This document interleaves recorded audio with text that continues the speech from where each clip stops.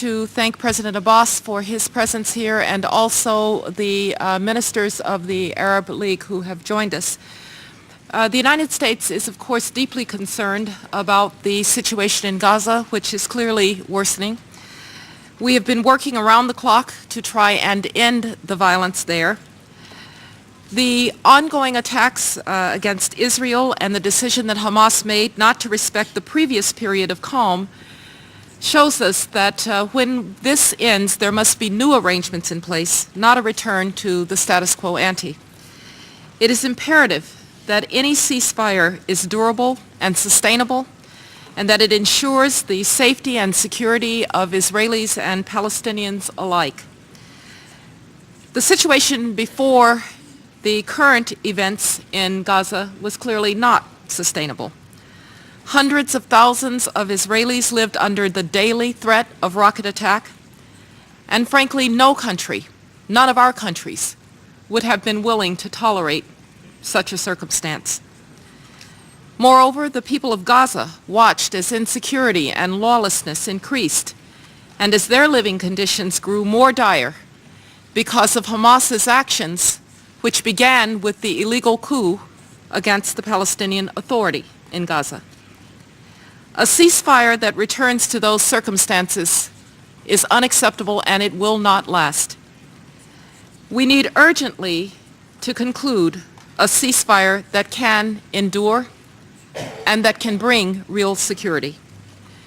This would begin a period of true calm that includes an end to rocket, mortar, and other attacks on Israelis, and allows for the cessation of Israel's military offensive.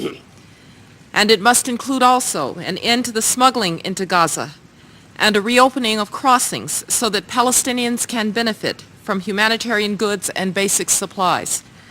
The November 2005 agreement on movement and access provides a basis for the reopening of these crossings.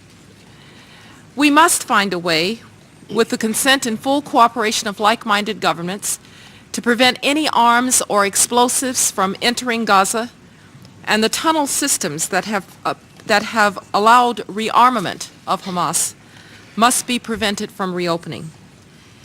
Our goal must be the stabilization and normalization of life in Gaza. This will require a principled resolution of the political challenges in Gaza that reestablishes ultimately the Palestinian Authority's legitimate control and facilitates the normal operation of all crossings. The November 26th Arab League statement will serve as an important guide in these efforts that are led by Egypt. And the international community should adopt an intensive reconstruction initiative, perhaps through a donors conference, that would complement the efforts of the Palestinian Authority in Gaza, because the Palestinian Authority actually devotes 58% of its budget to Gaza. There should be an effort to reconstruct Gaza. As we strive for a ceasefire, the United States remains deeply concerned about innocent Palestinians and Israelis who are suffering. In that regard, let me assure you that we understand the urgency of an end to the fighting, and that we are working around the clock to bring it into being. In this regard, we are pleased by and wish to commend the statement of the President of Egypt and to follow up on that initiative. But we also are very concerned about the humanitarian situation in Gaza. I have had from people on the ground, American partners on the ground, detailed reports about the difficult circumstances in Gaza. I have discussed these in detail with Prime Minister Olmert and with Foreign Minister Livni. And the Prime Minister has informed me that as of tomorrow, Israel will open a humanitarian corridor so that there can be some relief for the people of Gaza. This is something that we will follow up on, but we will also help you, Mr. Secretary General, to follow up on this through UNRWA, because the problem, as I understand it, is that even if goods get into Gaza, it is not possible to distribute them within Gaza. And so the United States will actively work to relieve this circumstance.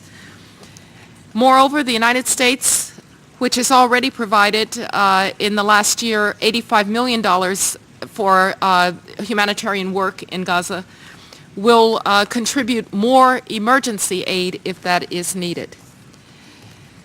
We need very much to find a solution to this problem in the short term. But it really must be a solution this time that does not allow Hamas to use Gaza as a launching pad against Israeli cities. It has to be a solution that does not allow the rearmament of Hamas. And it must be a solution that finds a way to open crossings so that Palestinians in Gaza can have a normal life. Just 3 weeks ago, we sat in this chamber to vote on a UN Security Council Resolution 1850. It described the principles to chart a better future for Israelis and Palestinians alike. Resolution 1850 noted that lasting peace can only be based on an enduring commitment to mutual recognition, freedom from violence, incitement, and terror, and the two-state solution, building upon previous agreements and obligations. I think that the members of this council know that President Bush and I personally have been very dedicated to this goal.